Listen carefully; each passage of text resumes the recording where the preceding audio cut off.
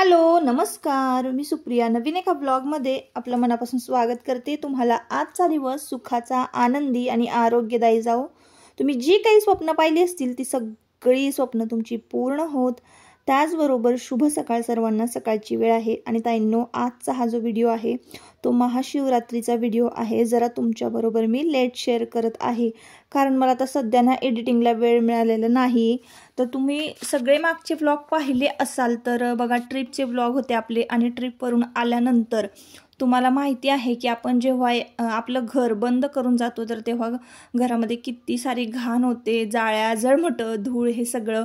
त्यानंतर ट्रिप करून आल्यानंतरचे जे काही कपडे असतात बॅगमध्ये साठून राहिलेले ते सगळे धुवायचे, स्वच्छ करायचे। तर ह्या सगळ्या गोष्टींमध्ये ना माझं म्हणजे कामामध्ये मी गुंतलेली होते। त्यामुळे आजचा व्हिडिओ तुम्हाला जो आहे महाशिवरात्रीचा तो लेट येत आहे। तर हा शेवटचा लेट असा व्हिडिओ असणार आहे। यानंतर तुम्हाला सगळे फ्रेश असे व्हिडिओ येणार आहेत। तर सकाळी सकाळी माझी देवपूजा झालेली आहे। महाशिवरात्र असल्यामुळे छान असं पांढऱ्या कलरचं वस्त्र मी देवघरामध्ये ना अंतरलेलं होतं। सगळ्या देवांना स्नान घालून झालेलं आहे आणि छान गंध वगैरे अर्पण केलेला आहे, मोत्याच्या माळा वगैरे घातलेल्या आहे। जसं की नेहमीप्रमाणे मी जशी देवपूजा करते तशीच अगदी मी केलेली आहे। पण महादेवांची जी पिंडी आहे माझ्याकडे, तर त्यांना ना आज दुधाचा अभिषेक आणि जलाभिषेक करायचा होता। म्हणून मग मी थोडा वेळ जी महादेवांची जी पूजा आहे पिंडीची ती मागे ठेवली होती। तर एक छोटंसं ना थाळी घेतलेली आहे, त्यामध्ये आधी महादेवांची पिंडी जी आहे ती साध्या पाण्याने मी हे केलेले आहे, अभिषेक केलेला आहे। आणि महादेवांच्या पिंडीवर आधी मी आदल्या दिवशी म्हणजे पूजा केली होती ना तेव्हा चंदन लावलं होतं। ते चंदन मी स्वच्छ करून घेतलं आणि मग पुन्हा एकदा प्लेट बदलून दुसऱ्या प्लेटमध्ये पिंडी घेतलेली आहे आणि त्यावर साध्या पाण्याचा पुन्हा एकदा अभिषेक केला। परत मग दुधाचा अभिषेक केला, पुन्हा एकदा साध्या पाण्याचा अभिषेक केला आणि मग स्वच्छ कापडाने ही पिंडी जी आहे तर ती पुसून घेतलेली आहे। आणि त्यावर माझ्याकडे भस्म आहे। आता पिंडी तर छोटी आहे पण भस्म जसा लावता येईल तसा लावलेला आहे आणि स्वतःला लावून घेतलेला आहे। तर धूप दीप लावून वगैरे देवपूजा व्यवस्थित झालेली आहे। आणि सकाळी ना मी बेलपान आणायला गेले होते, तर बेलपान आणलेलं आहे। आणि त्यानंतर जसं जमेल तसं मी त्रिशूळाची रांगोळी आज देवघरामध्ये काढलेली होती। तर बऱ्यापैकी माझी जी काही कामं आहेत ना सकाळची क्लिनिंगची ती आटपलेली होती आणि त्यानंतरच मग मी देवपूजेला सुरुवात केलेली आहे। तर कसं होतं, आपण जेव्हा प्रवासावरून येतो बाहेरून कुठून, तर मग आपल्याला शिणपण आलेला असतो, थकून गेलेलो असतो आपण, आपली झोप व्यवस्थित झालेली नसते। तर या सगळ्या गोष्टींमध्ये ना मला आत्ता सध्याचे हे मागचे 2-3 दिवस जे आहेत ना तर उठायला लेट होत होतं। कधी जाग येत होती 6:30, पावणे 7 वाजायचे, कधी 7:30 वाजायचे, तर थोडी उशिरा जाग येत होती। त्यामुळं माझी जी काही कामं आहेत ना क्लिनिंगची तर ती पेंडिंग राहायची, तर ती मी आता पूर्ण म्हणजे जसं जमेल तसं मी ती पूर्ण करत गेलेली आहे कामं। आणि आत्ता माझी सगळी कामं आटोपलेली आहेत। आता इथून पुढे तुम्हाला बरोबर दुपारी 1 वाजता रेग्युलर असा व्हिडिओ येणार आहेत।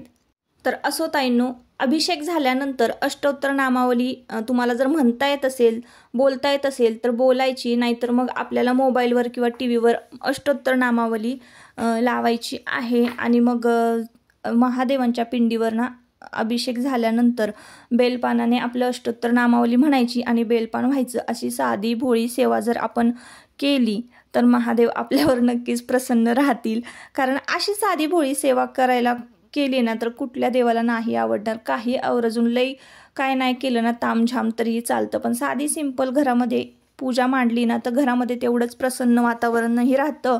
आपण करतो आहेत म्हणून आपण आपलं बघून घरातले इतर मंडळी सुद्धा करतात। तर आता आयुषनं एक बेलपान व्हायलं होतं, तर त्याचं बघून त्याच्या लहान भावाला सुद्धा व्हावंसं वाटलं देवाला।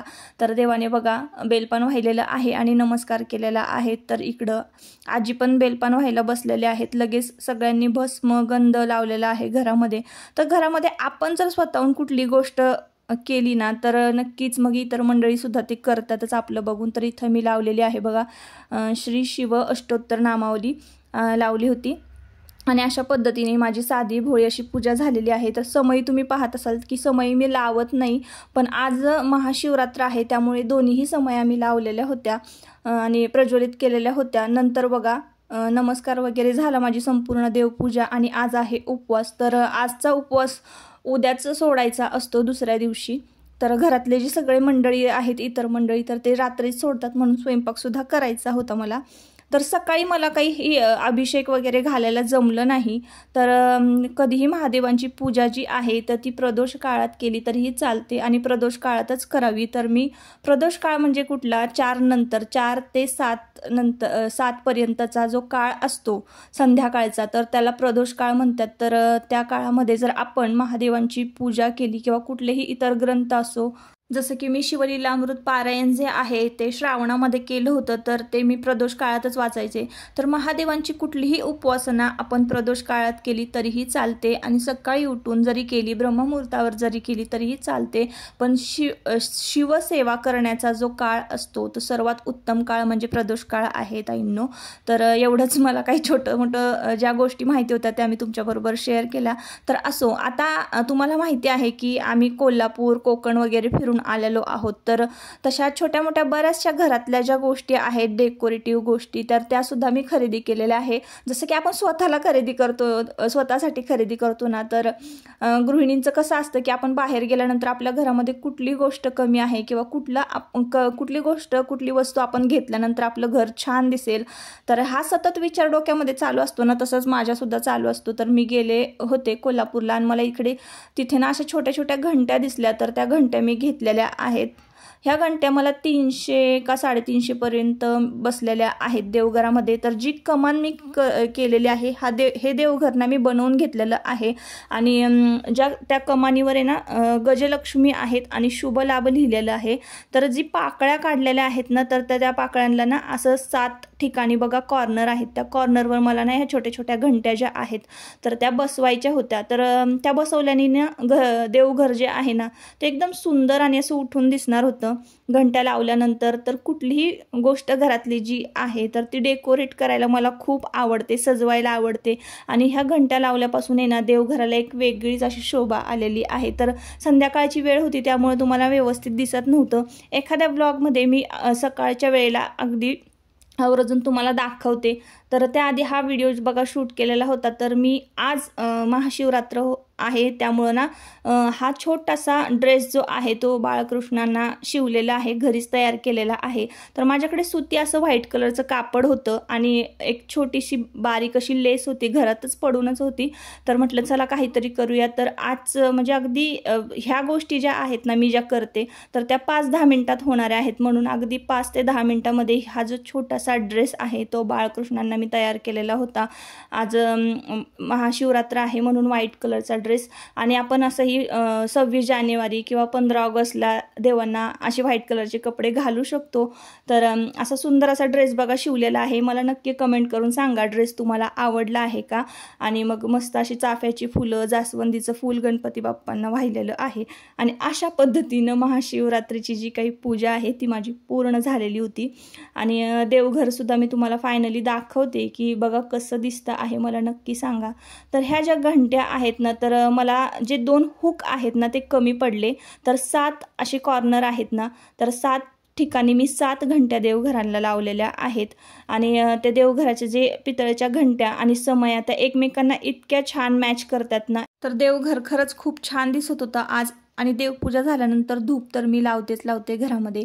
तर संपूर्ण लुक जो देवाऱ्याचा आहे तर तो मी तुम्हाला आत्ता दाखवतेच आहे, पण जर तुम्हाला सकाळी उजेडामध्ये बघायचा असेल की कसा दिसतोय तर नक्कीच मी दाखवेन। तर एक शेवटचा जो कॉर्नर तुम्हाला दिसत असेल मोकळा असेल तर तिथं मला खरं तर त्या 2 ज्या घंट्या आहेत त्या चिटकवायच्या आहेत। मला आत्ता हुक कमी पडले ना, त्यामुळं 2 हुक कमी पडले, 5च हुक होते, त्यामुळे मी 5च ज्या घंट्या आहेत तर त्या लावलेल्या आहेत। अजून 2 घंट्या चिटकवायच्या आहेत। तर असं देवघर जे आहे ते आपलं छान शोभून आणि उठून दिसतं। तर सकाळी सकाळी आज महाशिवरात्र होती आणि दादांना सुद्धा कामासाठी बाहेर पडायचं होतं। तर जाताना दादांना ना एक शिवमंदिर दिसलं, त्या शिवमंदिरामध्ये दादांनी दर्शन घेतलं आणि छोटीशी व्हिडिओ क्लिप मला पाठवली होती दर्शनासाठी, तर तीच मी तुमच्याबरोबर शेअर केली। आत्ता संध्याकाळची वेळ होती, संध्याकाळी म्हणजे प्रदोषकाळी देवपूजा केली। आता 4:30 वाजता मी उठले होते आणि आत्ताचं टायमिंग आहे बघा 5:30 वाजलेले आहेत। तरी बऱ्यापैकी थोडंफार सूर्यास्त होत असताना ऊन आमच्या किचनमध्ये येतं नंतर चहाचं टायमिंग झालेलं आहे, उपवास असल्यामुळे तर चहाची सारखीच तलप होते. पण आत्ता काय केलं होतं ताईंनो, मी दुपारची जी काही जेवणाची भांडी होती ना ती तशीच ठेवून दिलेली होती आणि झोपलेले होते. कारण प्रवास एकदा झाला की नाही की अजिबात झोप होत नाही आणि इतका त्रास होतो ना प्रवासाचा मला, तर फिरून आल्यानंतर ना रुटीन जे आहे ती पूर्ववत यायला खूप वेळ लागतो. तर असो ताईंनो, आता बघा संध्याकाळची वेळ झालेली आहे, प्रदोष काळातली देवपूजा वगैरे झाली आणि आता मी किचनमध्ये आलेले आहे. तर आता संध्याकाळी चहाची वेळ झालेली आहे, तर चहा न घेता आज ना स्ट्रॉबेरी मिल्कशेक करायचं ठरवलेलं आहे. स्ट्रॉबेरी मिल्कशेकची रेसिपी मी खूपदा तुमच्याबरोबर शेअर केलेली आहे आणि उन्हाळ्यामध्ये काय होतं ना, आपल्याला चहा पिवतच नाही, कुठेतरी दही, ताक, आईस्क्रीम, ज्यूस किंवा मग कोकम सरबत वगैरे पित्तशामक असतो, तर ते प्यावंसं वाटतं. कुठेतरी स्ट्रॉबेरी मिल्कशेक वगैरे, तर स्ट्रॉबेरी घरामध्ये होती म्हणूनच म्हटलं चला आज ना स्ट्रॉबेरी मिल्कशेकसुद्धा करूया, चहा नको घ्यायला. शक्यतो आहे ना उन्हाळ्यामध्ये जितका चहा तुम्हाला कमी करता येईल तेवढा कमी करायचा आहे. तर तसंच केलेलं आहे मी. तर सगळ्यांसाठी ना आता घरामध्ये म्हणजे जेवढे काही सदस्य आहेत तेवढ्या सगळ्यांसाठी स्ट्रॉबेरी मिल्कशेक बनवून फ्रीजमध्ये ठेवणार आहे. आणि दुपारची जी काही भांडी होती ना तर ती सगळी गोळा करून ठेवलेली आहे. आणि काही करण्याआधी ना मला किचन कट्टा जो आहे ना तो क्लीन लागतो. तर आज तर मी खूप थकले होते त्यामुळे तसंच ठेवून दिलेलं होतं, तर ते सगळं क्लीन करून घेतलं आणि मग आता स्ट्रॉबेरी मिल्कशेक करायला घेतलेलं आहे. तर एका ताईंची कमेंट होती की तुमची ब्लाऊज कलेक्शन दाखवा. तर माझे तर सगळे साधे साधेच ब्लाऊज असतात बघा, काही जास्त डिझाईन केलेली नसते किंवा मग असले तर बंद गळ्याचेच ब्लाऊज माझ्याकडे असतात. तरीसुद्धा मी तुमच्या बरोबर शेअर करते, मी स्वतःच माझे ब्लाऊज शिवते, तर थोडीफार डिझाईन करते. तर तेच जे ब्लाऊज आहेत तुम्हाला बघायचे असतील तर मी नक्कीच पुढच्या ब्लॉगमध्ये तुमच्याबरोबर शेअर करेन. पुढचा ब्लॉग तोच असणार आहे. तर मी काय काय खरेदी केली हे सुद्धा तुमच्याबरोबर शेअर करते आणि फॅक्टरी आउटलेटमधून काय काय खरेदी केलेली आहे. आता उन्हाळ्यासाठी कॉटनचे ड्रेस खरेदी केलेली आहे, त्यानंतर साड्या खरेदी केलेल्या आहेत, तर त्यासुद्धा मी तुमच्याबरोबर शेअर करणार आहे. नेक्स्ट ब्लॉगमध्ये नक्की शेअर करते. तर हा जो ब्लॉग होता शूट केलेला होता आणि पेंडिंग होता, त्यामुळे मी आज तुमच्याबरोबर हा ब्लॉग शेअर करत आहे. तर बघा ताईंनो, खूपदा मी तुमच्याबरोबर ना स्ट्रॉबेरी मिल्कशेकची रेसिपी शेअर केलेली आहे. तर अगदी साध्या पद्धतीनंच बनवायचं आहे, जास्त काही क्रीम वगैरे याची काहीही गरज नाही. स्ट्रॉबेरी घ्यायची, त्यामध्ये स्वच्छ धुवायची, स्ट्रॉबेरी मिक्सरमध्ये टाकायची, त्यामध्ये साखर घालायची, दुधावरची साय घालायची आणि मग स्ट्रॉबेरी जी आहे ती मस्तपैकी छान बारीक करून घ्यायची. आणि मग त्यानंतर आपल्याला जेवढं कन्सिस्टन्सी हवी आहे, पातळ घट्ट तुमच्या आवडीनुसार तुम्ही त्यामध्ये दूध ॲड करू शकता.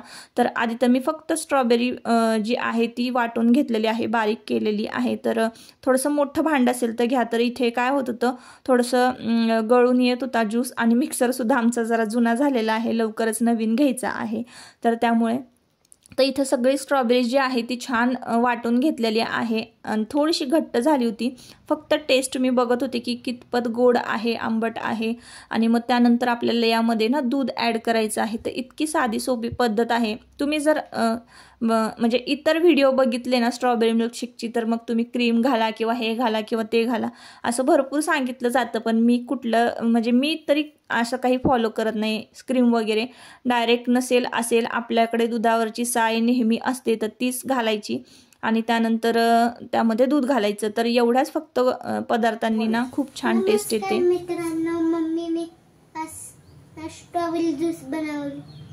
जेव्हा कधी शूटिंगसाठी कॅमेरा लावलेला असतो ना तर अधूनमधून देवा येतो आणि मग त्याला कॅमेरा पुढे बोलायला खरंच खूप आवडतं. तर त्यामुळं ना असं काही ना काहीतरी माझं चालू असतं ना काम, तेव्हा तो येतो आणि मग मम्मी मला उचलून घे, मग मला बोलायचं आहे. थोडासा वर लावलेला असतो कॅमेरा. तर ताईंनो, मी तुम्हाला सांगते, जर तुमच्या कमेंटची उत्तरं मी दिली नसतील किंवा एकांनी मला बघा ट्रायपॉडची जी लिंक आहे ती मागितली होती ट्रायपॉडची, तर मी द्यायला विसरले असेल तर परत पुन्हा एकदा ना डबल तुम्ही कमेंट करत जा. मी तर कमेंट लक्षात ठेवत असते आणि शक्यतो मी ज्या त्या वेळेला प्रत्येक कमेंटचं उत्तर देत असते. पण जर लक्षात राहिलं नाही किंवा एखाद्या कमेंटचं उत्तर मला सविस्तर जर सांगायचं असेल तर मी ते व्हिडिओच्या माध्यमातून सांगत असते. तर तुम्ही नक्की मला परत रिपीट करत जा. कमेंट. असं मनामध्ये काही बाळगू नका की मी कमेंटची उत्तरं देत नाही आहे किंवा मग असं दुर्लक्ष करते, असं नाही. ट्रायपॉडची लिंक कदाचित माझ्याकडं नसेल आणि मी 1-2दा मी ॲमेझॉन किंवा फ्लिपकार्टवरनं मागवलं होतं, कशावरनं मागवलं तर आठवत नाही, पण मी लिंक नक्की देईन. पण परत पुन्हा एकदा कमेंट करा, कारण कोणी ती मागवली होती लिंक, मला म्हणजे मागितली होती ती, मला आठवतच नाही आहे. आणि एवढ्या कमेंट असतात ना, खूप साऱ्या कमेंट, मग ते शोधत बसायच्या, तर एवढा वेळ माझ्याकडे नसतो. त्यामुळे तुम्हाला जर परत कमेंट करायची असेल तर नक्कीच करा, मी तुम्हाला नक्कीच देईन. एका ताईंनी अजून मला एक प्रश्न असा विचारला होता की ताई, तुम्ही जे सुरुवातीला म्युझिक लावता व्हिडिओच्या सुरुवातीला, तर ते तुम्ही कुठून डाउनलोड करता? तर ताईंनो तुम्हाला मी सांगते की काय नक्की करते. बघा, आपण काय करायचं, क्रोम ब्राउझरमध्ये जायचं. क्रोम ब्राउझरमध्ये गेल्यानंतर तिथं आपलं चॅनल जे आहे स्वतःचं, आता जसं की मी सुप्रिया एक गृहिणी हे माझं चॅनल आहे, तर तसं सर्च करायचं youtube.com आणि आपलं चॅनल हे करायचं, ओपन करायचं. तर तिथं बरेच सारे ऑप्शन असतात बघा. खाली म्युझिकचं एक ऑप्शन असतं. तर जेव्हा आपल्याला कॉपीराईट स्ट्राईक पडतो आणि तेव्हा तिथं लिहून येतं खाली इंग्लिशमध्ये की तुम्ही तुमच्या म्हणजे व्हिडिओवर ना कॉपीराईट स्ट्राईक आलेला आहे, तुम्ही तो जो पार्ट आहे तो कट करा किंवा म्युझिक बदला, हे ऑप्शन येतं.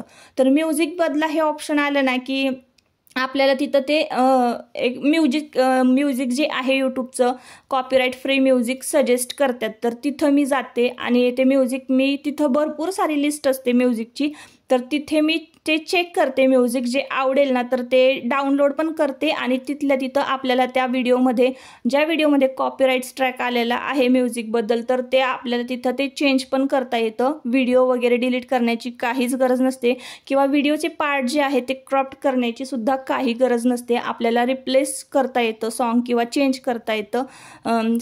सॉंग्स आपलं जे आहे, जर कॉपीराईट स्ट्राईक पडला सॉन्ग विषयी आपला, तर तो चेंज करता येतो. तर माझ्या साध्या सोप्या भाषेत ताईंनो मी सांगितलेलं आहे. तर अशा पद्धतीने मी ते डाउनलोडसुद्धा करते आणि सॉन्ग जे आहे ते चेंजसुद्धा करून घेत असते. तर आता स्ट्रॉबेरी मिल्कशेक पिऊन झाल्यानंतर घरातली थोडीफार आवराआवर केली आणि दिवाबत्ती तर आधीच झाली होती. 4-4:30 पासूनच पूजा चाललेली होती, आज महाशिवरात्र असल्यामुळे. तर आज मला करायचा होता मसाले भात. तर मसाले भात मी तुम्हाला बऱ्याच म्हणजे कांदा टोमॅटो घालून सुद्धा तुमच्याबरोबर ती रेसिपी शेअर केलेली आहे, पावटा भाताची, मसाले भाताची. तर खूप जणांना पावटा भात आवडत असेल आणि आपल्याच रानातला पावटा असल्यामुळे चला म्हटलं रेसिपी तुमच्याबरोबर शेअर करूया. सुरुवातीला खडे मसाले घेतले, तर 4 काळे मिरी, 4 लवंग, 2 दालचिनीचे तुकडे आणि 4-5 हिरवे ज्या वेलच्या आहेत त्या घ्यायच्या, मिक्सरमध्ये बारीक करायच्या. आणि त्यानंतर आपल्याला 5 ते 6 मिरच्या घ्यायच्या आहेत, 1-1.5 इंच आल्याचा तुकडा घ्यायचा आहे, 4-5 लसणाच्या पाकळ्या घ्यायच्या आहेत आणि त्याचं वाटण करून घ्यायचं आहे. हा जो भात तुम्ही खाताना ताईंनो, प्रत्येक आचारी जो आहे तो लग्नामध्ये करत असतो. म्हणजे प्रत्येक लग्न कार्यामध्ये तुम्हाला ना तो बघायला मिळेल. तर सासूबाईंच्या मैत्रिणीने ना ही रेसिपी त्यांना सांगितलेली आहे आणि हीच रेसिपी आज ना सासूबाई करणार आहेत. तर म्हटलं चला तुमच्याबरोबर सुद्धा ती रेसिपी शेअर करूया भाताची. तर मी साध्या पद्धतीनं कांदा टोमॅटो घालून करत असते, ही जरा पद्धत वेगळी आहे. तर बघा, कढईमध्ये तूप तापवून घेतलेलं आहे त्यांनी आणि वाटण जे काही वाटून घेतलं होतं सुरुवातीला, तर ते वाटण तुपामध्ये परतलेलं आहे. तर ह्या वाटणामुळे एवढा भारी फ्लेवर येतो ना भाताला ताईंनो, खरंच खड्या मसाल्यामुळं, आलं लसणामुळं ना खरंच एकदम मस्त भारी फ्लेवर येतो आणि एकदम छान लागतो भात. तर तेजपत्री, तमालपत्री तुम्ही काय म्हणत असाल तर ते सुद्धा घातलेलं आहे तुपामध्ये आणि तुपामध्येच आपल्याला फोडणी द्यायची असेल, नसेल तेल घातलं तरीही चालेल. तर थोडं तेल आणि थोडं तूप असं मिक्स केलेलं होतं, त्यामुळे तुम्हाला ते सुरुवातीला लाल दिसलं असेल आणि तो आपलं सुद्धा होतं. तर हा मसाला आहे ना आपल्याला बारीक गॅसवर म्हणजे मंद आचेवर भाजून घ्यायचा आहे. गॅस अजिबात मोठा नाही करायचा, नाही तर मग सगळी मिरची, आलं वगैरे आहे ते सगळं करपून जाईल. तर बारीक गॅसवर मी हा मसाला भाजून घेतलेला आहे आणि मग त्यानंतर आपल्याला ना पावटा स्वच्छ धुवून घेतलेला आहे त्यांनी आणि छान आपल्याला त्या मसाल्यामध्ये हा पावटा परतून घ्यायचा आहे. पावटा छान परतवून घेतला की आपल्याला त्यामध्ये घालायचं आहे मीठ. तर कडेला बघा तुम्हाला दिसत असेल तर स्वच्छ पाणी ठेवलं होतं त्यांनी तापत आणि त्याच पाण्यामध्ये त्यांनी काय केलं, मिक्सरच्या झाकणाला मसाला भरपूर होता, तर ते मसाल्याचं झाकण आहे ना त्या कढईमध्ये बुडवलेलं आहे, जेणेकरून तो मसाला वायाला जाणार नाही. तेच पाणी आपल्याला इकडे भात शिजवायला घालायचं आहे. तर आता पाणी थोडंसं कोमट होतंय, तोवर आपण पावटे जे आहेत ते छान भाजून घेणार आहोत आणि त्यामध्ये शेवटची एक गोष्ट राहिलेली आहे ती म्हणजे मीठ. तर तुम्हाला पांढरा भात करायचा असेल तर तुम्ही हळद घालू नका, तुम्हाला पांढरा भात करायचा नसेल तर मग पिवळा कलर येण्यासाठी तुम्ही थोडीशी हळद घाला त्याच्यामध्ये. टेस्टमध्ये मात्र काही फरक पडणार नाही, टेस्ट तशीच लागणार आहे. तर तुम्ही लग्न कार्यामध्ये, बारशात वगैरे अशा फ्लेवरचा भात खाल्लेला असेल नक्कीच, तर नक्की करून बघा. तर भाजी चपाती झालेली होती, भातच फक्त शिजायचं बाकी होता. दादा तुमचे कामावरनं घरी आलेले आहेत आणि एके ठिकाणी बेकरीमध्येच त्यांना माल घालायला जायचं होतं. तर तिकडं न येताना म्हणजे बेकरीतून माल घातलेला आहे, त्यामुळे बघा बेकरीतून काय काय त्यांनी आणलेलं आहे, बटर, टोस्ट, खारी वगैरे. तर त्यांची एक सवय आहे आणि ती चांगली सवय, नेहमी मी तुम्हाला प्रत्येक व्हिडिओमध्ये सांगत असते की त्यांची ही एक खूप चांगली सवय आहे. एवढं कशाला आणलं बाळू? एवढं कशाला आणलं? मला खरंच माझं बटन तुम्ही खा, उपासाला चालतं का? मग माझ्यासाठी एकच 5 रुपये सुट्टे नव्हते. सुट्टे नव्हते म्हणून आणला. खीर बनवलीस का? खीर नाही बनवली, तुम्ही आणलाय ना श्रीखंड, मग केलाय भात, केलाय तुमच्या आवडीचा, भाजी केली आहे मस्तपैकी. एवढं दूध फ्रीज मध्ये? एवढं दूध? मग लस्सी आणि ताक आहे, 3 ताक आहे आणि 3 लस्सी आहेत. एवढं कशाला आणायचं, संपतं का? ताक असं पण पेन संपतं. कसा गेला आजचा दिवस? सुरुवात केली. तर मस्तपैकी इथं आपला भात तयार झालेला आहे, टोमॅटोची भाजी केली होती, चपात्या झाल्या होत्या. तर आजच्या व्लॉगचा एंड मी इथंच करते. परत आपण पुन्हा भेटूया नवीन एका व्लॉगमध्ये. तोपर्यंत स्वतःची काळजी घ्या आणि मजेत राहा. व्लॉग जर आवडला असेल तर नक्की लाईक करा आणि आपल्या चॅनलवर नवीन असाल तर नक्की सबस्क्राईब करा. चला, बाय बाय.